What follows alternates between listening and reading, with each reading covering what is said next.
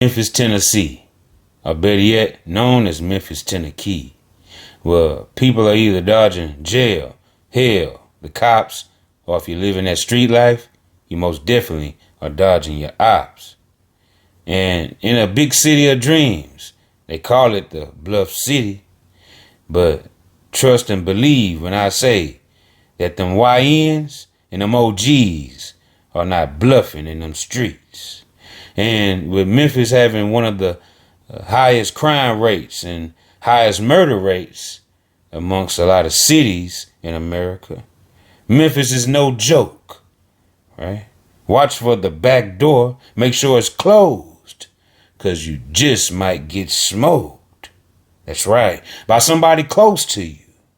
Might not even be a op. And at the end of the day, we all know that the streets don't love nobody. In the murderous, treacherous streets of M-Town, best believe it goes down. And bodies are dropping left and right to gang wars all over Memphis. And with Memphis, Tennessee being one of the cities that's leading in hip hop and rap and has the most influence right now as far as the drill rap goes, along with a lot of Chicago rappers as well. Because Memphis and Chicago are like parallel to each other when it comes to the rap game, and also when it comes to the streets and the murder game. Everybody here is killers.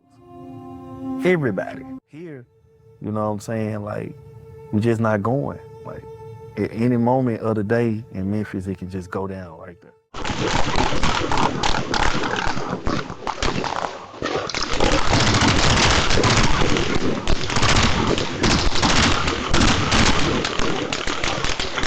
And with one of the biggest rap beefs coming up out the city of Memphis between rapper Young Dolph of PRE, Paper Route Empire, and Jucario of CMG, Collective Music Group, or formerly known as Cocaine Music Group, right? A lot of tension was in the air, and not to mention just those record labels that was going at it, with the artists going back and forth with each other. And as we recently came to find out in the Young Dolph murder trial, it was hits put out on Young Dolph and his artists, allegedly from Big Juke, the brother of Yo Gotti. And the cycle of murder rap and drill rap was continued on even after the murders of Young Dolph and Big Juke. Now, we're at a point to where we see the artists out of Memphis who are up and coming and who are next up, as they say. We start to see that the same trend is still going on with the lives that are being lost at the cost of the streets and the things that are going on leading to these artists' death. And one group that leads back to 2015 when they first started, the Fastcash Boys, a group out of Memphis. And the Memphis-based rap group Fastcash Boys started making their trappy, hook-heavy songs when all four members were just teenagers. Now, being that there's so much talent coming out of Memphis, growing up there, you had to inspire to be on one of these labels, seeing that it was possible, as Dolph was giving out record deals, Gotti was giving out deals, and they worked independently, releasing mixtapes like 2016, the Cream mixtape, before striking gold with their viral hit Cash Walk in 2018. Don't I look like a chick when I walk? Don't I look like a chick when I walk? Don't I look like a chick when I walk? Chick when I walk? Chick when I walk? The Fastcash Boys was formed in the mid-2010s by friends CMoney, TP Stacks, Money, and C Jizzle. Fixated on money, power, and success, the crew's first material arrived in the form of 2015 self-released mixtape, Trapping Out the Booth.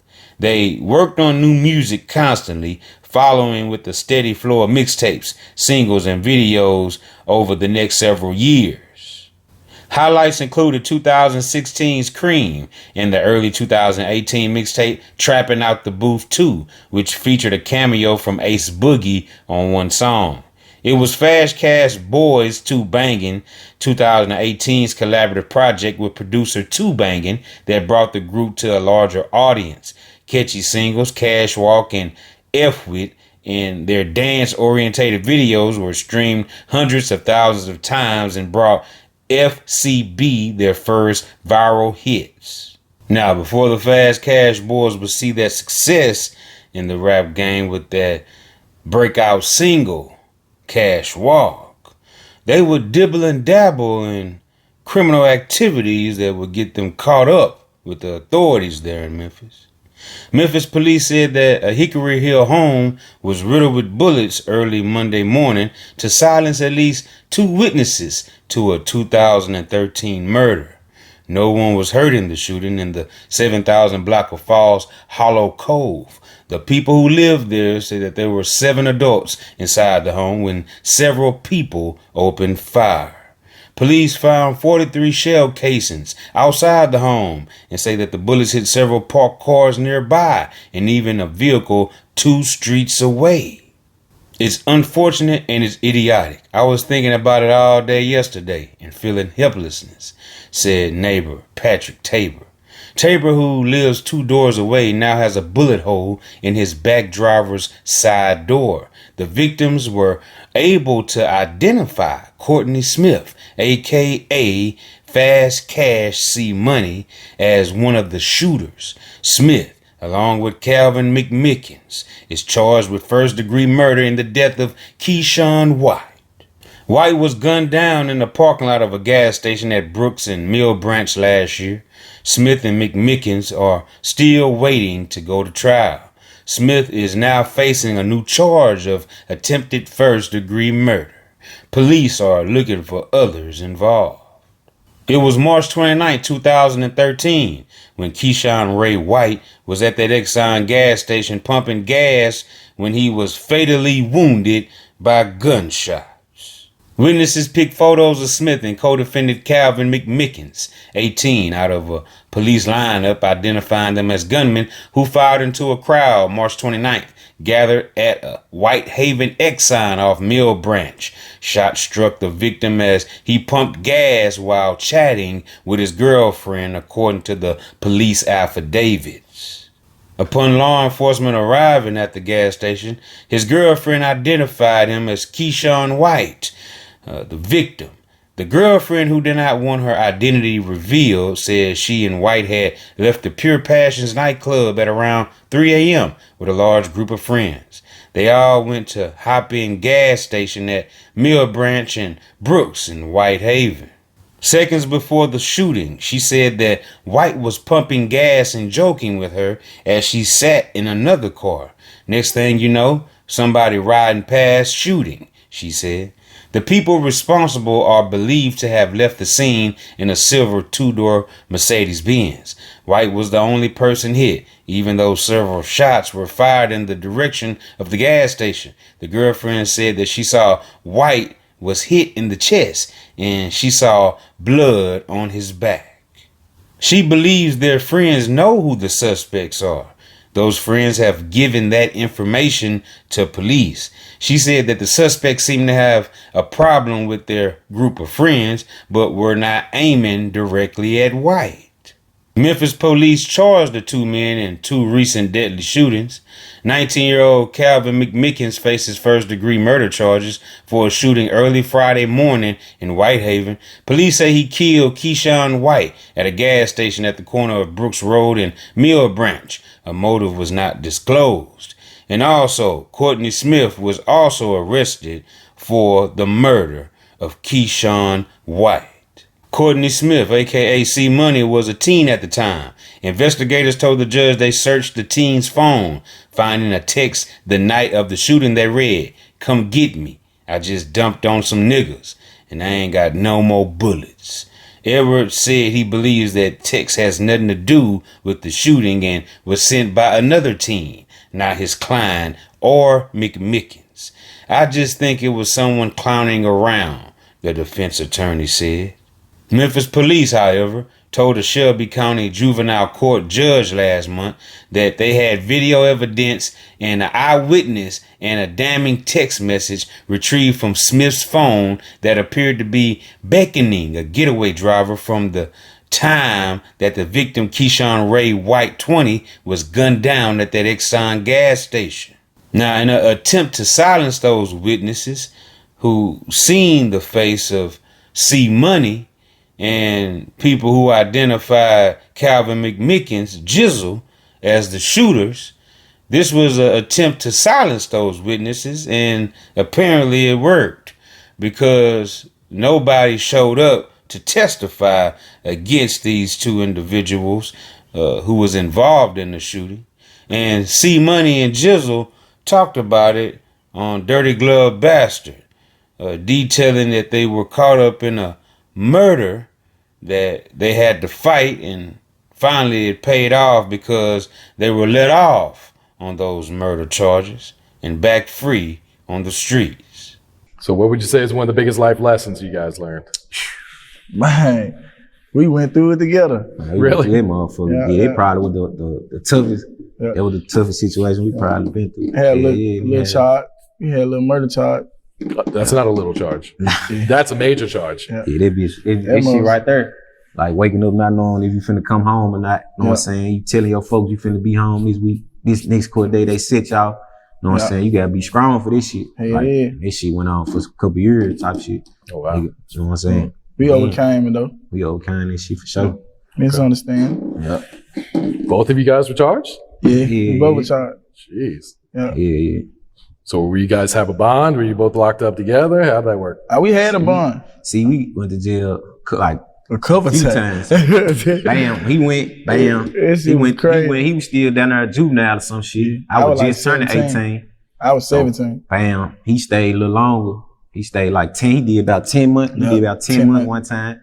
Then I was out on bond for like 14 months. Then he got out. Like 2 months. Then when I bond, bond got revoked. And some other shit. You know. It was just the wild, struggle. Man. It was wild. That shit was crazy, man. We made it through this shit, though. Yeah, this shit, we overcame this shit. Like this shit made niggas strong, you know what I'm saying? And they showed me who my real friends and shit was, you know what I'm saying? Who my real brothers was and who I can lean on and depend on and shit. Like, that's all it really did. It just help you. Built a nigga. Yeah, it show you who, man. People show their true color. Yeah. Yeah. Motherfuckers tell you finna get this many years. Motherfucker hear it, they getting up out of there on you. Real motherfuckers stop putting minutes on the phone. All type of shit going on. The next nigga hot out there on the seat, the next nigga hot on the town, they done forgot about you.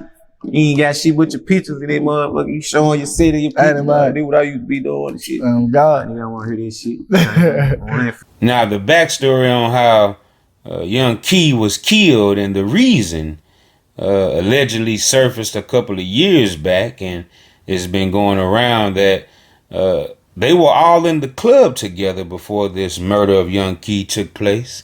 And being that they were all partying together, the FCB, the Fast Cash Boys, and YMM Trula Mafia, J Money, who is the cousin of Moneybag Yo and also related to young Key as well, they said that J Money ended up stealing CMoney's bankroll. He stole his bread in the club. And after the club, YMM, Young Mob Military, and J Money was at the Exxon, and CMoney, FCB, Jizzle, and Chopper Suge allegedly, according to the streets, drove by and started shooting, trying to kill J Money for stealing that bread.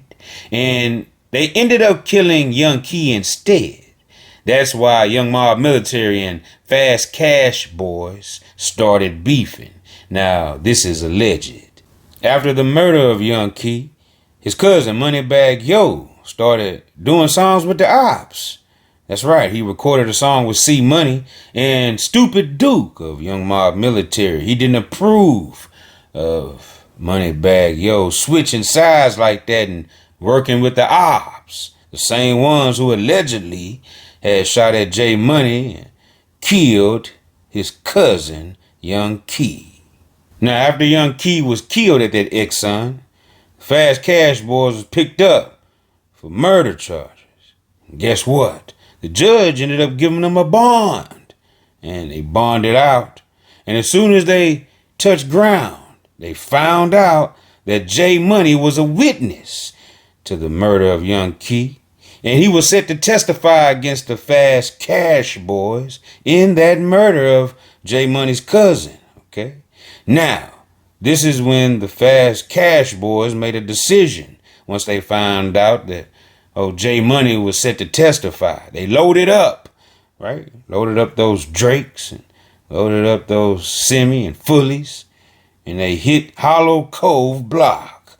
And guess what, you guys? They lit up that house like Christmas. And according to the affidavit, this was all in an attempt to silence the witnesses in that murder case of young Key.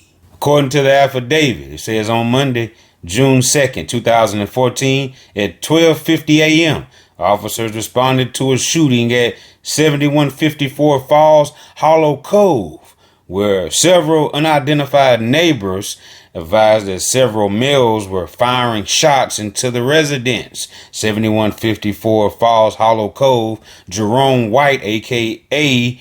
J Money, advised he was driving down his street when he passed two vehicles occupied by several males parked at the end of the cove. White advised he recognized Suge, a known member of the local street gang Fastcash boys. According to White, he is a witness to the homicide of Keyshawn White, which occurred on March 29th, 2013. At Brooks and Mill branch at an Exxon gas station. White plans to testify in that incident which Suge was involved. White advised he pulled into his driveway and blew the horn several times to warn the occupants inside his residence. White then ran up to the residence, and at that time shots began to fire into the residence and at him. Crystal Young, who was also a witness to the homicide of Keyshawn White, advised that she looked outside from inside the residence at 7154 Falls Hollow Cove and recognized three of the males who were shooting because they did not have on masks. Young named Elvin Dorsey as one of the shooters and positively identified him in a 6-person photo lineup. Young stated that the male shot numerous rounds into the residence at 7154 Falls Hollow Cove. Young stated that wood and sheetrock was flying through the residence. Several vehicles parked on the street where the shooting took place were struck with bullets. A vehicle 2 streets over from the shooting was struck during the incident. Approximately 43 spent rounds were recovered outside the 7154 Falls Hollow Cove home from several different weapons, including an assault rifle. There were an additional 7 victims, including children, inside the residence at that home. After that house that the Fastcash boys allegedly shot up with J Money inside of it, J Money was then killed 2 years later at a strip club called Kitten's Cabaret nightclub by a man named Freddie Yarbar, who was captured in Mississippi for the murder of J Money, who was the CEO of Trula Mafia. J Money was only 20 years old when he was killed. Say man, hey man, amen. According to some Memphis 10 insiders, that is definitely the real backstory on what happened between J Money, C Money, and the FCB and YMM Trula Mafia whole back and forth and rival that they had going on between each other that ended up in the killing of young Key. But initially, they were targeting J Money, who was also an up-and-coming rapper at the time, who was affiliated with Chief Keef and a lot of industry people. He was affiliated with Dolph as well, and he was also affiliated with CMG. J Money was trying to get his money on, and he truly would be missed in the streets of Memphis. And in the end, young Key's name will definitely still come back to haunt some people. And according to many who are paying close attention to the storyline. They're saying, yes, get back and backdooring is definitely a way of life in the dirty, treacherous, murderous streets of Memphis. After beating all those charges, including the murder, Fastcash boys were still heavy on the radar of the law enforcement, and they caught the attention of the feds when the feds caught on to a scheme, a quick getting money, fast money. Of course, fast cash was being accumulated, being gotten from this finesse that they had going on through the banks. And guess what? That's when the fast cash boys got caught up in another world of trouble. Once the feds caught on to what they were doing, they swooped in fast, really fast, and arrested all of the members a part of this scheme. Yesterday, our office unsealed a 2-count indictment charging 18 individuals of the Fastcash criminal organization in Memphis with conspiracy to commit bank fraud and conspiracy to possess with the intent to distribute over 100 kilograms of marijuana. Fastcash is a hybrid neighborhood street gang made up of individuals from the Raleigh and Fraser areas of Memphis. 17 of the named defendants are from Memphis and 1 defendant resides in Los Angeles, California.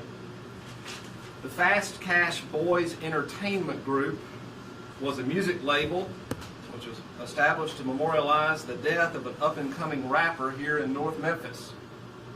However, over time, many of its members began exploiting the brand by engaging in criminal activity to earn fast cash for the enterprise. Fastcash has 2 major areas of criminal involvement that are alleged in the indictment today: drug trafficking and high-grade marijuana into and throughout Memphis, and defrauding banks with a scheme involving deposits and withdrawals from ATM machines. As part of the conspiracy to commit bank fraud, which is alleged in count 1 of the indictment, we allege that several members of the Fastcash organization solicited and obtained through social media various Regions Bank account holders' information, including debit card and check information. Once that financial information and those instruments were obtained, the next step of the scheme was to deposit checks without any funds into the bank accounts using the ATM machines at Regions Bank locations here in Memphis and Shelby County. Members of the Fastcash organization learned that if the deposit was made before 8 p.m., the funds would become available the next business day. The deposited checks were made from closed accounts, worthless checks, and counterfeit checks. After the deposits were made, a member of Fastcash would contact Regions Bank to verify through the automated telephonic system of the bank that the funds were available to withdraw. And after the fraudulent deposit was made and the funds became available, a member of Fastcash would make the withdrawal from the ATM, from debit card purchasers, through the drive-thru, or in person at the bank by account holders who were previously recruited by social media. Obviously, by the time that Regions Bank received notifications from other financial institutions that the checks deposited into the Regions ATM did not have sufficient funds, or that the accounts were closed, or that the checks were counterfeit, members of Fastcash had already withdrawn the funds, which were then split among the members of Fastcash and sometimes the account holders who had been recruited. It's alleged in the indictment that this fraudulent scheme went on from November 2017 until July of 2019, resulting in an attempted potential loss of $466,000 from Regions Bank and an actual loss to Regions of $243,000. Now, that little time that the feds gave some of the Fastcash boys for that bank fraud scheme that they had going on, it didn't faze some of them, because some of them did their little time and got right back out on the streets. And with the group being broken up at this point, you had CMoney and Jizzle doing that thing and still rocking out. And you had the other 2 members, they went their separate ways from the group. And CMoney was starting to flourish with his music more than ever now. And he was also getting radio play at the same time, propelling him into the stardom that he was searching for. She said I'm a drug, she can't get enough.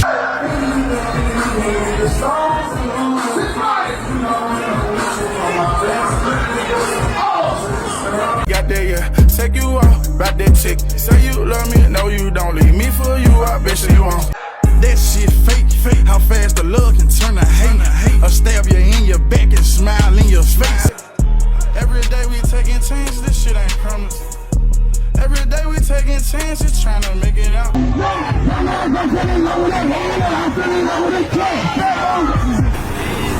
I am talking about, you know what I'm saying, trail ride, you know what I'm saying, know we have a real emotion. Mr. How me. No motion, he was a goof. Your best rapper telling you lies, and I'm telling these folks the truth. Don't shout me to really have a real effect. I heard that you been buying booth. We pop out when it's dark. My little cousin come and get you, talk the gang and have gone. I'm a farmer, but they blanked on their mission, they try hard. All the shots in through my truck, nobody hit through the gun. See, I ain't with that saving niggas, ain't nobody save me. See this rapping, so I stumbled up, I try to pay me. Got what you need, man, what you counting, I'm getting these those from A to B. When I 18, lost up in that system, so I was first degree. Really doing it though, I'm talking about, you know what I'm saying? Global with it though, man, you dig? Man, no faking, going global with it though, you know what I'm saying? We keep it on, cause I'm not your speed, fool. Now, being known for having a whole lot of motion and no commotion, it seemed as if Fastcash CMoney was on his way. He was getting played on the radio, and he was affiliated with all kind of industry people at this point, but he was still independent. And soon, all of this would change come Saturday, August 9th, 2025. A video surfaced on social media via Memphis showing an armed robbery with a victim stretched out on the curb while YNs run in and out with big black trash bags in their hands, loading them onto a vehicle. Word would quickly spread that rapper Lil Migo resides in that neighborhood in Frazier, where it happened at while he was home. Bread Gang Lil Cuz, Moneybagg Yo's relative, who was close to CMoney of FCB, took to social media later that day, before the situation occurred later that night on the same street that the robbery took place, to refute claims that it was him getting robbed in the video that had surfaced that morning. PSA, man, let me clear that up right now, man. They want me on no video getting stretched out on no ground, nigga. Zoom in, nigga. I got any nigga $10,000 right now, nigga. They can zoom in and show me that me.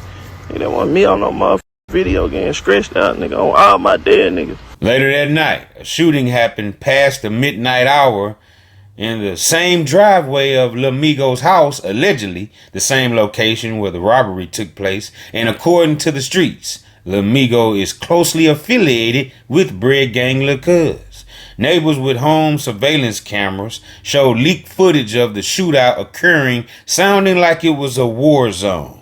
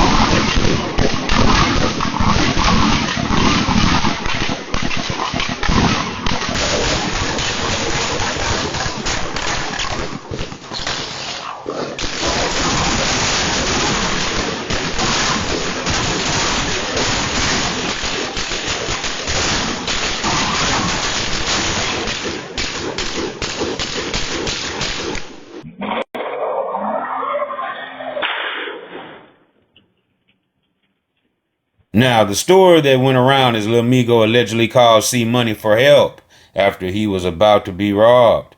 CMoney and FCB pulled up with all those sticks on them, and all hell broke loose. In the footage, you can see a car door opening, and even though the footage is grainy, You can see an individual that some is saying that is C-Money firing multiple times into the residence.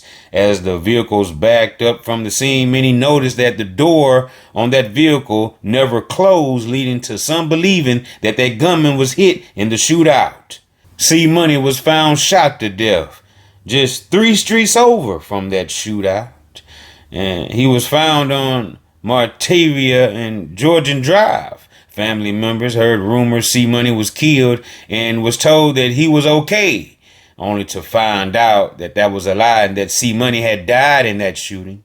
The family later confirmed the death of Courtney Smith, the rapper, aka better yet known as Fastcash CMoney. Love, peace, and condolences to his family in their time of bereavement.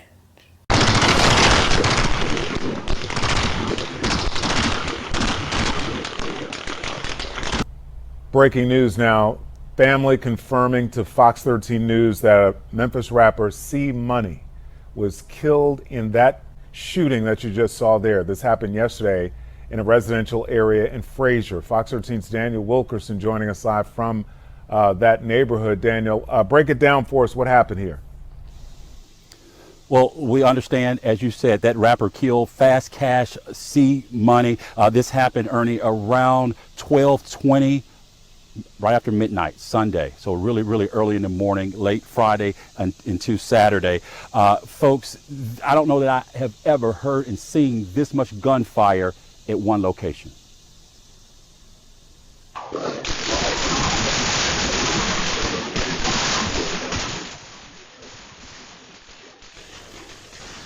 Yeah, for those of you familiar with the area, this is not too far from Georgian Hills Park. Innovation Church is not far from where I stand this morning. Keep in mind, this is a residential area. You can see in that video, it's hard to determine which direction these shots were coming from. There were so many, but it appears you see someone standing outside that vehicle. Again, it's hard to tell whether that is the shooter or the victim. That car, it starts to bag up. It appears the passenger door is open while the car is backing up. It looks like the person who had been standing outside that vehicle is somehow able to hold on to it as it's backing back. As we understand it right now, the body was discovered at Meritavia and Georgian Drive. Meritavia and Georgian Drive. Now, we have been speaking with different people in the area. This is what a man told me. Keep in mind, the man you're about to hear from, folks, he is right at 75 years old. If I had been walking past this way, I would have been shook. I would have got shot. Oh yeah. So that's what is frightening to me right there. So that's where it came through at right there. Yes, it does something. Folks, that video you're looking at right there, that is right outside of that door or the window where that man was standing not too far from. It's just unbelievable. But back out here live, I want to show you this. These are tire marks.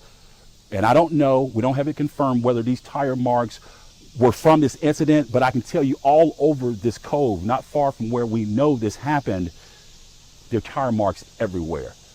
What we know, again, confirmed from a family member, Fastcash CMoney. We understand that that rapper was part of the Fastcash Boys. She can't get enough. In love with a thug. Have my baby. I'm a real street nigga, but a smart guy. And I'm the type to love hard and take everything personal. Everything about me personal. All of my niggas personal. She proud of me, man. You know what I'm saying? Proud of. So proud of. Really heavy emotion though. Been having it. Been heavy emotion though. Ooh, that's my baby. Do not play with me. On them boys' head, yeah. Mr. How me, you dig? Okay, belt the ass, foot on neck. All day, every day. Even though all of this is alleged, we can't confirm if all of this is accurate info, but the streets are definitely talking.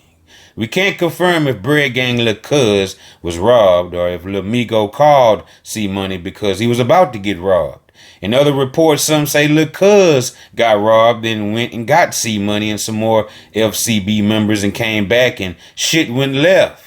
Some say that CMoney found out that Lil Cuz had been robbed and he loaded up and went over there to go get his bowls back that he had invested into that trap, allegedly. But some are saying that the negotiations didn't go right and Lil Migo's crash outs wasn't going for it. And when C-Money and FCB pulled up, that's how the shootout happened. Okay, now that's according to some. And nevertheless, C-Money lost his life. But according to the streets, Lil Cuz was the target.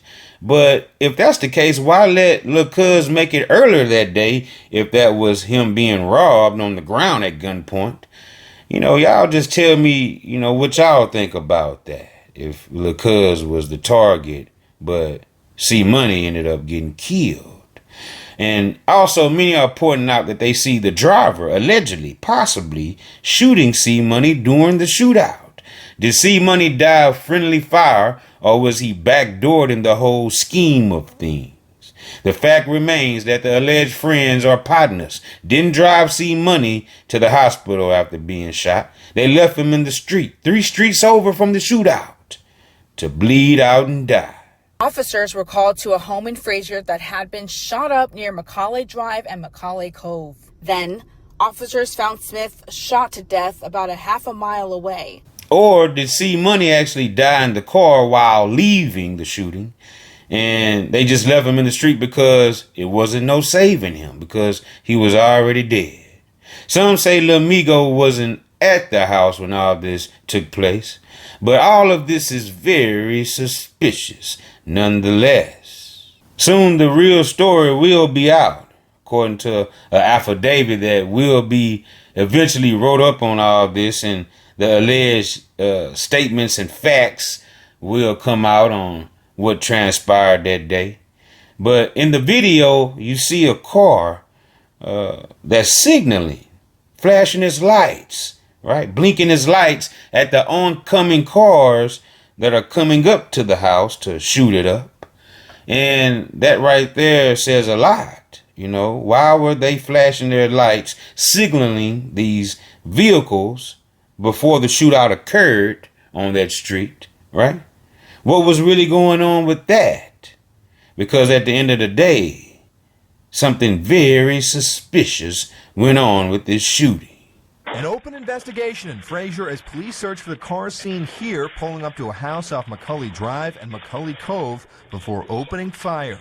Sharita Miller, who lives just a few houses down, heard the whole thing. I hit the floor once I heard the shots. Well, first I thought, I was like, is that firecrackers or is that gunfire? I said, no, that might be gunfire. Hit the floor, called 911. Sharita says the gunfire lasted minutes. I would say a good minute to 2 minutes. I would say anywhere from 60 to 100 shots. We have learned through GoFundMe that rapper C-Money is the victim. He was described in the GoFundMe as having a strong passion for his music and his children. And while it's unclear why C-Money died, Sharita has heard rumors of a rap beef between C-Money and his killers. From what I hear, this has been going on since Friday. That they've been back and forth shooting at each other. Over 100 shots, and only C-Money gets killed? Wow, that's crazy, nasty work.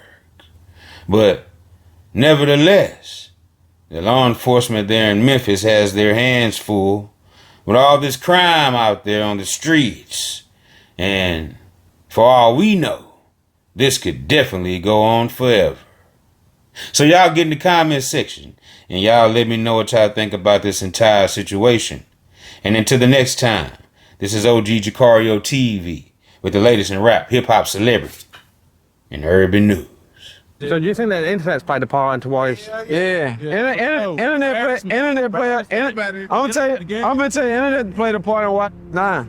In Memphis, they don't value the guy that's spanking the most, whoever got the most bodies and getting away with it and all this. So it's about what's being praised. Murder is praised where I'm from. People praise the killers. The killers get the most love. You're watching the Rundown Podcast. I appreciate everybody for spending with me. I appreciate all my subscribers for sliding with your boy every time. And say, hey man, keep hitting that like button, keep hitting that subscribe button, and look, turn on post notification so we can slide whenever I get the drop. You already know what it is, man. It's deeper than Buddha, you hear me? And guess what?